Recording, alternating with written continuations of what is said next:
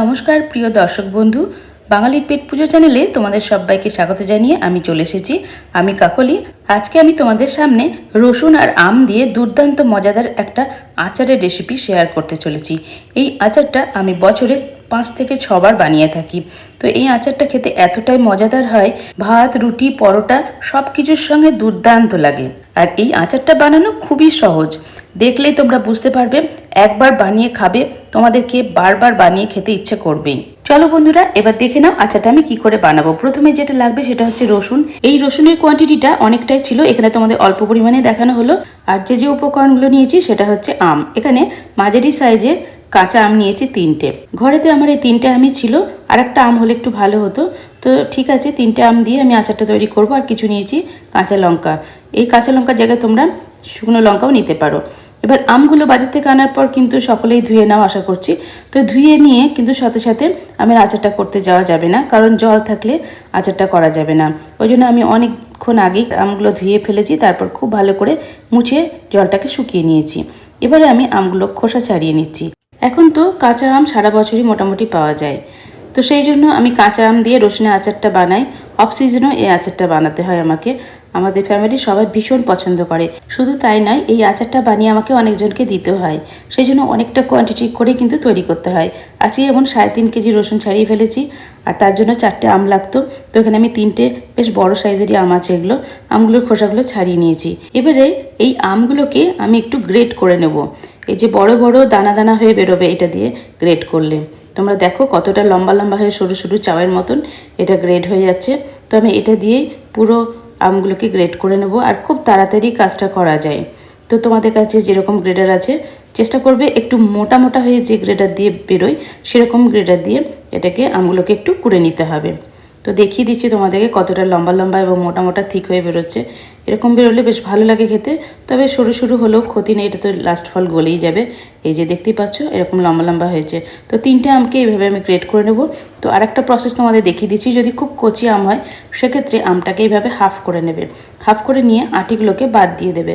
এ দেখো আটিগুলোকে বাদ দিয়ে ফেললাম। এখন তো অনেকটা কচি আছে আমগুলো, আটি এখনও শক্ত হয়নি। তো এগুলোকে ফেলে দিয়ে এবার এটাকে ধরে এবার গ্রেড করে নিতে সুবিধাও হবে কাজটা করতে।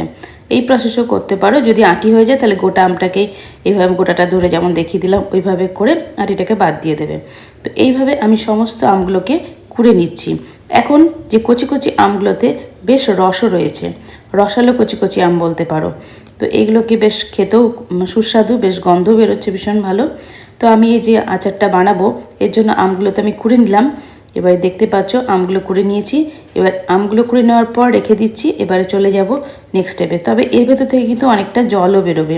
এখন কাঁচা লঙ্কাগুলোকে আমি হাফ করে নিচ্ছি, মানে অর্ধেকটা করে কেটে নিচ্ছি। এইভাবে কুচি কুচি করবো না, এইভাবে থাকবে, এতেই কিন্তু আচারের সাথে খেতে খুব ভালো লাগে। ওই জন্য আমি হাফ করে কেটে নিলাম। তোমরা চাইলে ছোটো ছোটো টুকরো করে দিতে পারো, অসুবিধা নেই। আমি আগে থেকেই রসুনগুলোকে ছাড়িয়ে নিয়েছি। তো সেই রসুনগুলো আমি আগের দিন ছাড়িয়ে নর্মাল ফ্রিজে রেখে দিয়েছি। তো সেই ফ্রিজের থেকে আমি রসুনগুলোকে বের করে রেখেছি। কাঁচা লঙ্কাগুলো কেটে নেওয়া কমপ্লিট হয়ে গেল। এবারে আচারটা তৈরি করার পালা। তার জন্য গ্যাস অন করে কড়াই বসিয়ে দিয়েছি। কড়াইতে দিয়ে দিচ্ছি সরিষার তেল। এখানে সরিষার তেলটা 750 ml পর্যন্ত দিয়েছি, আর 2টো শুকনো লঙ্কা দিয়ে দিলাম। এবার দেখো এখানে রয়েছে আম কোড়া, এই যে রসুনগুলোকে ছাড়িয়ে রেখেছি, 2টো জায়গায় রসুন ছাড়ানো আছে। আর তেলটা গরম হতে সময় লাগবে। তো এইদিকে তেলটা একটু গরম হয়ে যাক আর লঙ্কা দুটো ভাজা ভাজা হয়ে যাক, ততক্ষণ একটা কাজ করে নিই। সেটা হচ্ছে এই যে আমগুলো কুড়ে রেখেছি, এই আম থেকে একটু আমের যে রসটা সেটা কিন্তু বের করে নিতে হবে। তোমরা চাইলে একটা কাপড়ের পুটলি করে চেপে ছেঁকে নিতে পারো, বা ছাঁকনি দিয়েও ছেঁকে নিতে পারো। আমি এখানে এইভাবে মুঠো মুঠো করে আমি রসটাকে এইভাবে বের করে দিচ্ছি। তাহলে এই আমগুলো একটু ঝুরঝুরে হয়ে যাবে। আর যখন গরম তেলের উপরে আমগুলো দেবো তখন কিন্তু ফেনা ফেনা হয়ে আর উঠবে না। সেই জন্য আমটাকে ছেঁকে নিলাম। আর এই যে রসটা, এই রসটা দিয়ে কিন্তু আমি আলাদা রেসিপিতে দিয়ে দেবো, এটা কিন্তু ফেলবো না। তো ছাঁকনি দিয়ে ছেঁকে নেওয়ার পর যে আমগুলো রইলো এগুলো আমি আবারও চেপে নিয়ে নিলাম। এদিকে ততক্ষণে তেলটাও কিন্তু গরম হয়ে গেছে। এবার এই আমগুলোকে তেলের উপর দিয়ে দিচ্ছি। দেখো দেখো অল্প রস আছে যদিও বা, দেখো এখন দেওয়া মাত্রই কিন্তু বেশ অনেকটাই হালকা ফেনা হয়েছে। রসটা থাকলে আরও বেশি ফেনা হয়ে যেত আর তেল থেকে উপচে পড়েও যেত। তো এই কারণে এটা করে নিলে ভালো হয়, রসটা বের করে নিলে, তাহলে পরে অসুবিধা হবে না রান্না করার সময়। কাঁচা লঙ্কাগুলো দিয়ে দিলাম। গ্যাসের ফ্লেমকে কিন্তু হাই করা যাবে না, মাঝারি ফ্লেমেতে আমি এখন আস্তে আস্তে নেড়ে চেড়ে দিচ্ছি। এগুলো নাড়তে নাড়তে আমগুলো একটু নরম হয়ে যাবে, ততক্ষণ পর্যন্ত 2-4 মিনিট ধরে আমগুলোকে নেড়ে নিচ্ছি। তো তেলটা দেখো অনেকটাই কোয়ান্টিটি দিতে হবে এখানে, যতটা কোয়ান্টিটির রসুন থাকবে তার উপর ডিপেন্ড করে তেলটা দিতে হবে।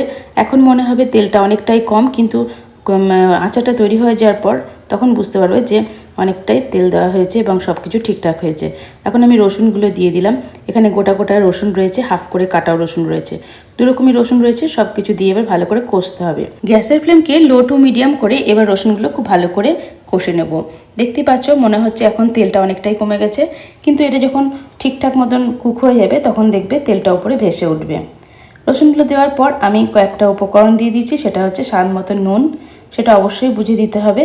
আর দিয়ে দিলাম কাশ্মীরি লাল লঙ্কার গুঁড়ো, কালারটা ভীষণ ভালো আসবে। আর চাইলে তোমরা শুকনো লঙ্কার গুঁড়ো অ্যাড করতে পারো। আর দিয়ে দিলাম হলুদ গুঁড়ো।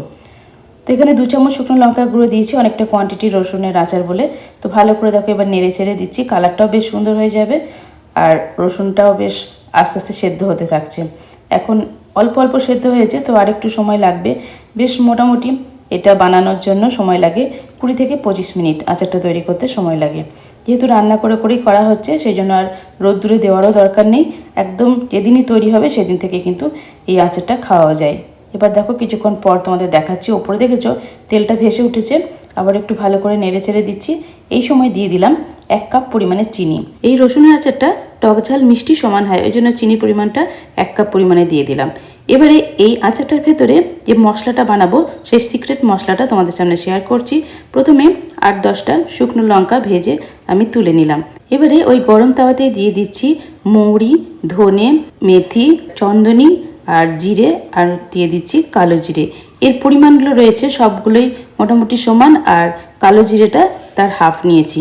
তো সমস্ত মশলাটাকে ভালো করে নেড়ে চেড়ে একটু রোস্ট করে নিচ্ছি। রোস্ট করে নেওয়ার পর একটু ভালো করে ঠান্ডা করে নেব, তারপর এটাকে মিক্সার গ্রাইন্ডারে পিষে নেব।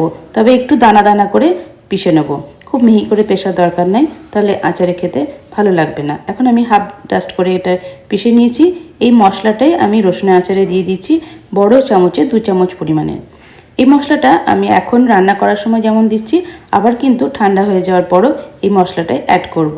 মশলাটা দেওয়ার পর খুব ভালো করে নেড়ে দিচ্ছি। গ্যাসের ফ্লেমকে এখন আমি কমিয়ে রেখেছি। আস্তে আস্তে নাড়তে যাতে তোমরা দেখেই বুঝতে পারছো বেশ কালারটাও ভালো হয়েছে, আর তেলটাও কিন্তু আস্তে আস্তে উপরের দিকে ভেসে আসছে। তো এখন আরেকটু কুক করতে হবে। তার মাঝখানে আমি দেখে নিচ্ছি যে রসুনগুলো ঠিকঠাক মতন সেদ্ধ হয়েছে কিনা। একটা চামচে এইভাবে তুলে নিচ্ছি।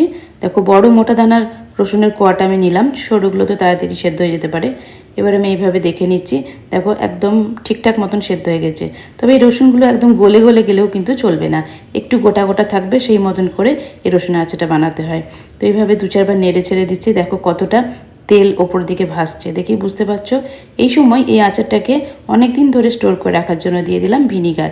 2 চামচ পরিমাণের ভিনিগার দিলে যথেষ্ট, বেশি ভিনিগার দেওয়ার দরকার নেই, কারণ এখানে আমি টক আম দিয়েছি। কাঁচা আমগুলো বেশ টক ছিল, নাহলে আচারটা বেশি টক হয়ে যাবে।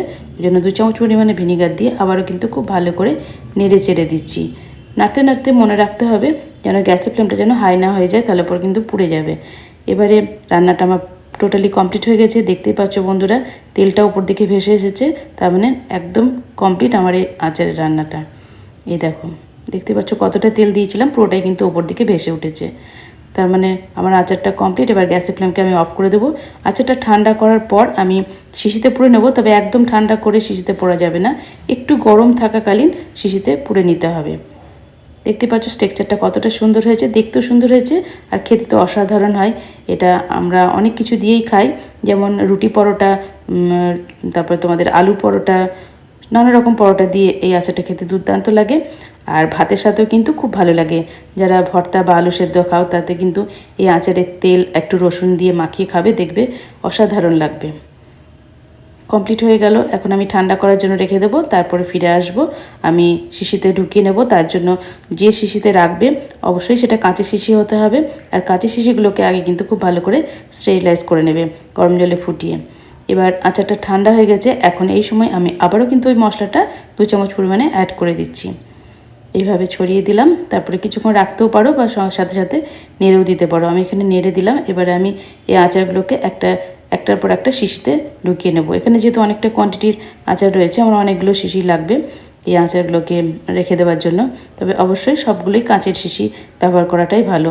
আর এই আচারটা ফ্রিজে রাখারও দরকার নেই, বাইরে রেখে দেবে, 1 বছর ধরে খুব ভালো থাকে।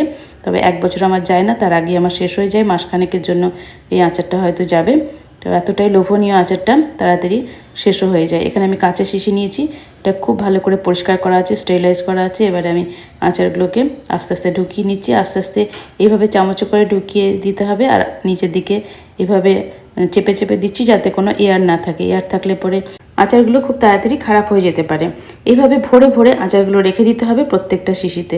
এবারে আমি টোটাল সব শিশিগুলোতেই আচারটা ভরে রেখেছি। এবার আমি ঢাকনা লাগিয়ে রেখে দেবো, নর্মাল জায়গাতে আমি রেখে দেবো, ফ্রিজেও ঢোকাবো না। দেখো বন্ধুরা কতটা লোভনীয় হয়েছে দেখতে, খেতে কিন্তু অসাধারণ হয়েছে। আজকের ভিডিওটা ভালো লাগলে অনেক অনেক শেয়ার করবে, লাইক করবে এবং কমেন্ট করার অনুরোধ রইল। আর নেক্সট টাইম চলে আসছি আরও নিত্য নতুন ভিডিওর সাথে। তোমরা বাড়িতে থাকো, সুস্থ থাকো, টাটা, বাই বাই।